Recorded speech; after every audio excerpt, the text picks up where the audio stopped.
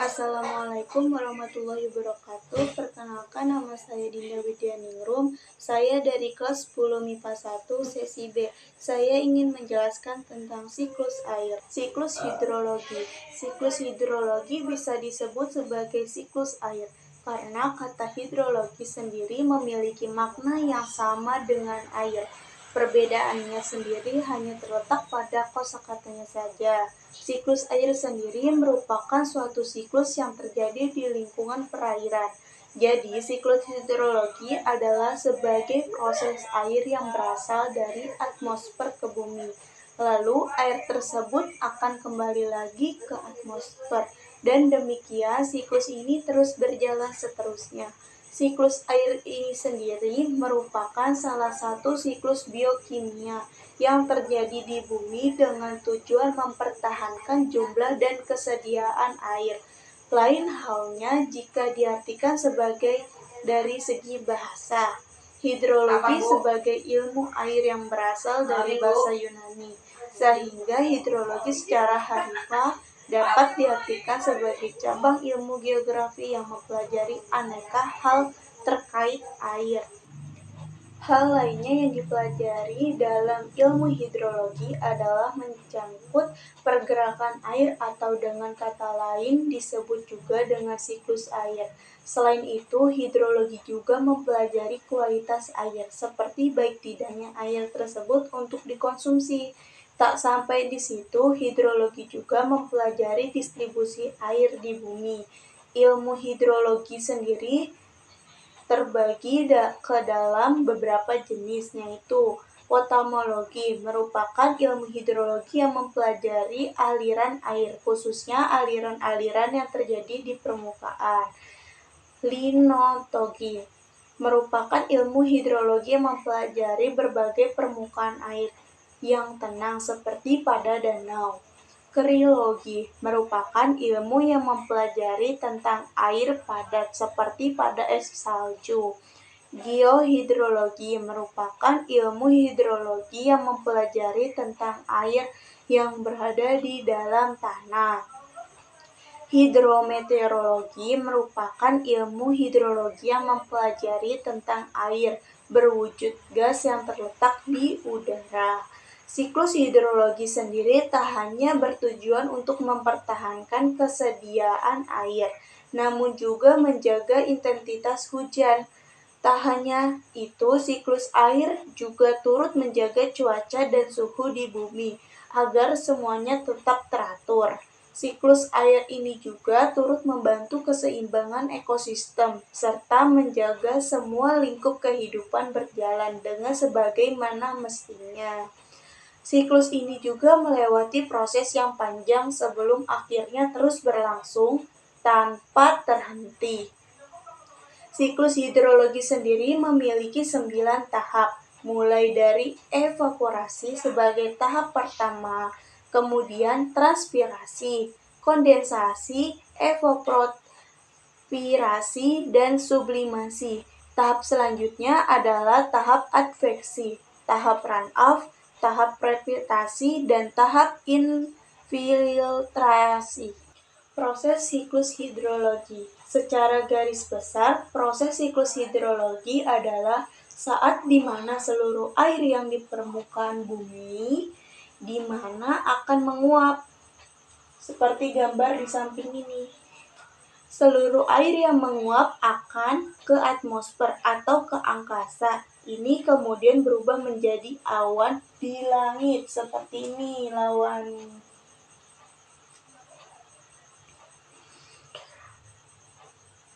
Setelahnya, air yang telah berubah menjadi awan akan berubah lagi ke dalam bentuk yang lainnya, yaitu bintik air. Seperti ini.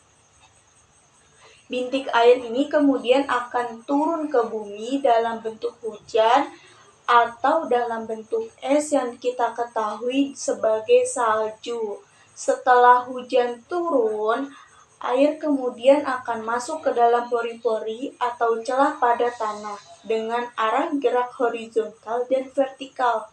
Air tersebut kemudian akan kembali ke aliran permukaan yang akan terus mengalir sehingga kembali ke sungai atau ke danau. Seperti gambar di samping ini. Air turun ke sungai lalu ke permukaan. Penguapan seluruh air. Evaporasi merupakan tahap pertama yang terjadi pada sebuah siklus hidrologi, di mana pada tahap ini terjadi penguapan pada air yang berada di sungai dan lainnya, sungai, danau, dan laut, serta tempat lainnya. Kemudian dianggap sebagai badan air. Lalu, air yang menguap akan menjadi uap air. Air yang ada di seluruh badan air kemudian menguap karena panasnya sinar matahari, dan penguapannya disebut juga sebagai tahap evaporasi. Penguapan atau evaporasi lebih jelasnya adalah proses perubahan molekul cair menjadi molekul gas, maka air berubah menjadi uap. Penguapan yang terjadi sendiri kemudian akan menimbulkan efek naiknya yang telah berubah menjadi gas ke atmosfer. Sinar matahari sebagai pendukung utama dalam tahap evaporasi, sehingga semakin terik sinar yang dipancarkan, maka semakin besar pula molekul air yang terangkat ke udara. Proses yang keduanya yaitu transpirasi atau penguapan air di jaringan makhluk hidup. Transpirasi merupakan proses penguapan. Meski penguapan yang terjadi tidak hanya pada air yang tertampung dalam air, ia sendiri memiliki bentuk penguapan yang terjadi pada bagian tubuh makhluk hidup, khususnya pada hewan, tumbuhan, serta proses sama dengan tahap evaporasi. Molekul cair pada hewan dan tumbuhan kemudian akan berubah menjadi uap atau molekul gas setelah molekul cair penguapan kemudian akan naik ke atmosfer seperti pada tahap evaporasi. Transpirasi kemudian terjadi pada jaringan yang ada di hewan dan tumbuhan. Meski dari tahap ini air dihasilkan tidak terlalu banyak, pada proses transpirasi sendiri molekul cair yang menguap kemudian tak sebanyak saat proses evaporasi. Proses yang ketiga yaitu evapotranspirasi.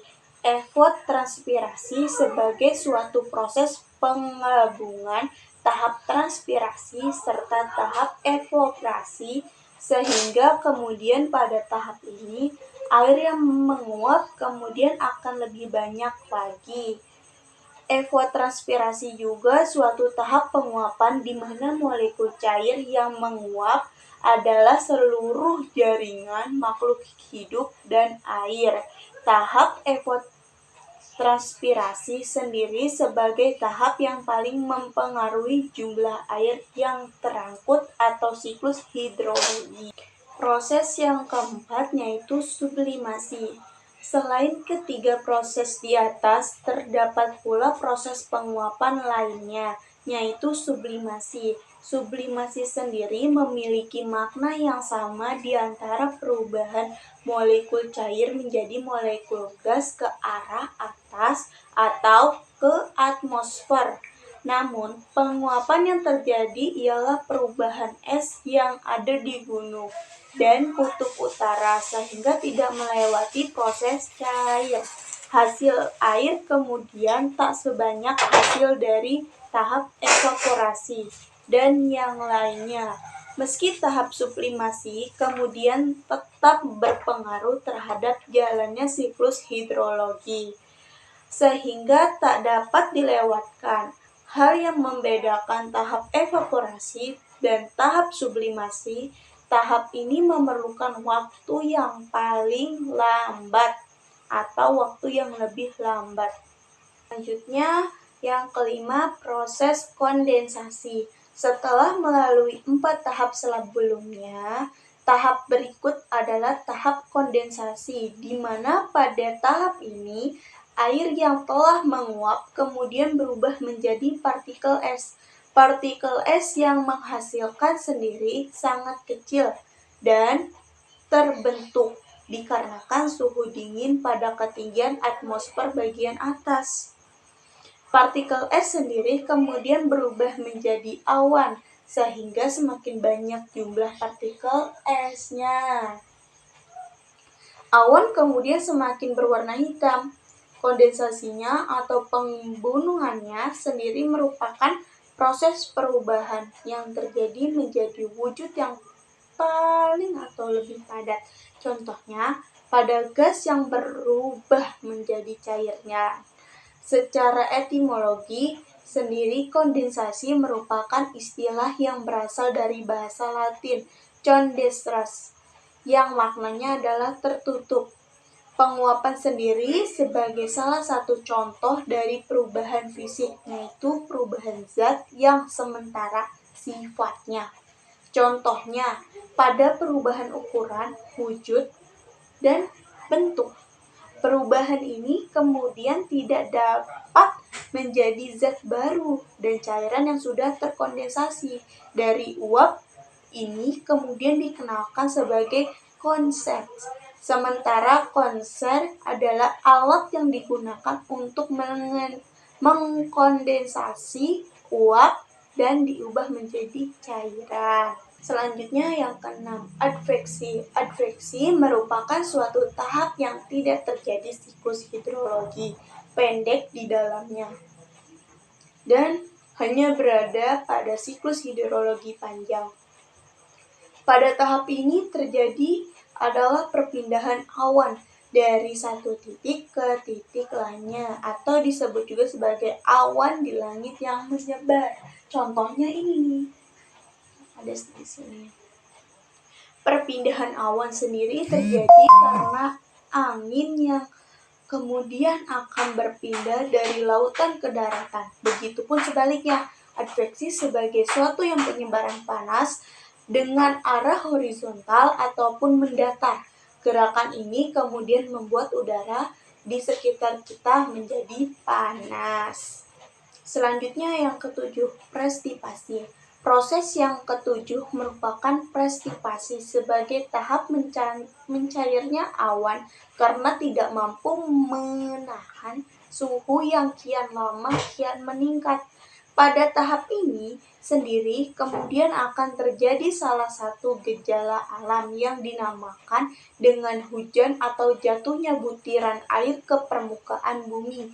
Jika suhu kurang dari 0 derajat Celcius, kemudian akan terjadilah hujan es hingga hujan salju. Kalau di gambar ini masih hujan, rintik batian air. Selanjutnya yang ke-8, runoff. Tahap runoff memiliki nama lain limpasan, di mana pada tahap ini air hujan kemudian akan bergerak. Pergerakan yang terjadi dari permukaan yang lebih tinggi ke yang lebih rendah, dengan sebelumnya melalui berbagai saluran. Saluran yang dimaksud diantaranya sungai, got, danau, hingga samudra. Wow! Yang ke-9 yaitu infiltrasi. Infiltrasi menjadi tahap terakhir dalam siklus hidrologi. Tahap ini merupakan tahap di mana air hujan kemudian berubah menjadi air tanah. Air hujan yang turun ke bumi sendiri tak seluruhnya mengalir seperti pada limpasan. Namun demikian akan mengalir pula ke tanah. Proses pembesanan air hujan ke pori-pori tanah inilah yang kemudian disebut sebagai infiltrasi untuk kemudian kembali ke laut secara keseluruhan. Terakhirnya itu konduksi.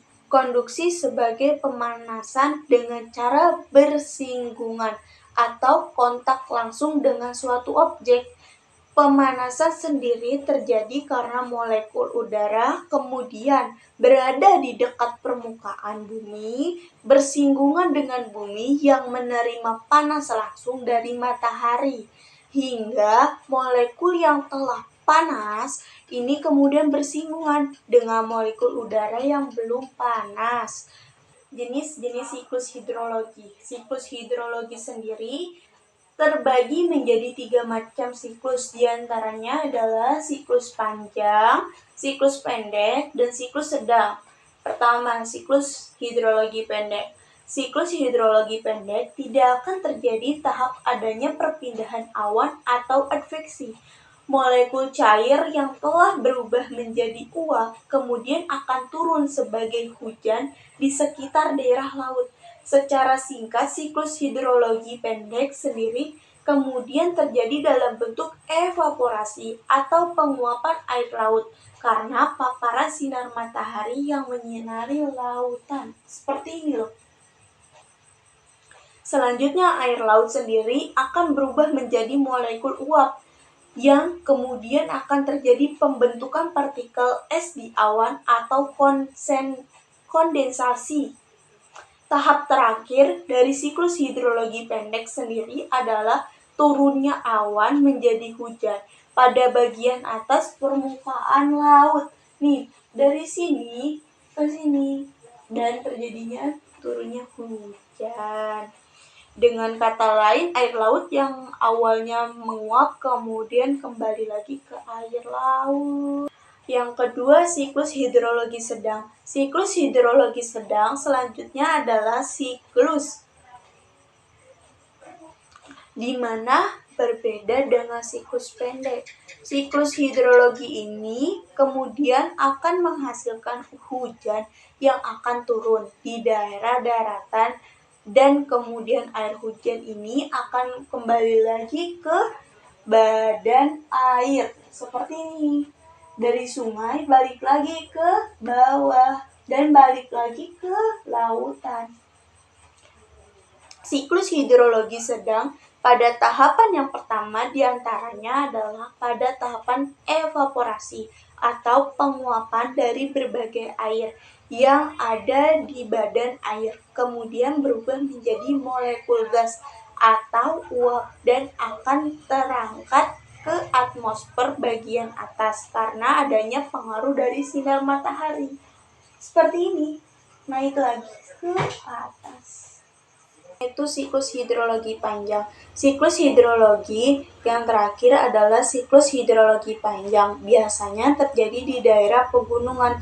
Meski tak hanya di daerah ini saja, siklus hidrologi panjang juga terjadi di berbagai daerah dengan iklim subtropis. Perbedaan yang terjadi pada siklus hidrologi panjang dibanding siklus hidrologi lainnya adalah pada awan yang tak langsung turun menjadi hujan. Tahap pertama dari siklus ini sendiri adalah air laut yang mengalami evaporasi, lalu penguapan untuk kemudian berubah lagi menjadi molekul gas dan uap. Perubahan yang terjadi ini sendiri diakibatkan oleh panas yang berasal dari sinar matahari, hingga kemudian uap mengalami tahap sublimasi. Selanjutnya terbentuklah awan-awan berisi kristal es dan menuju tahap adveksi atau perpindahan awan menuju titik-titik lainnya. Pada tahap adveksi, awan yang di dalamnya mengandung kristal kemudian akan berubah arah menuju daratan serta mengalami berbagai presipitasi. Setelah presipitasi terjadi, hujan kemudian akan turun membentuk salju dan tidak berbentuk air yang bersatu menjadi glaster. Jadi gitu teman-teman. Sekian dari presentasi saya. Wassalamualaikum warahmatullahi wabarakatuh.